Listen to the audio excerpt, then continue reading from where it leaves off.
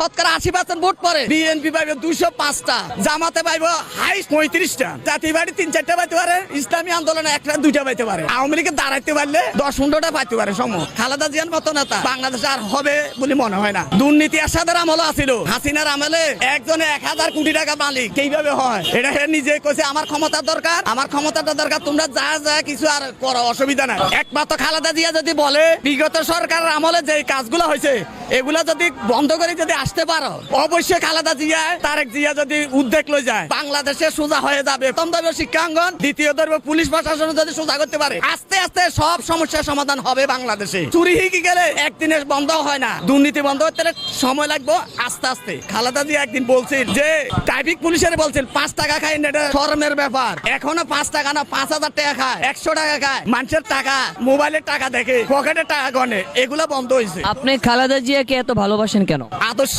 অন্যান্য দলের নেতার আদর্শ এক না।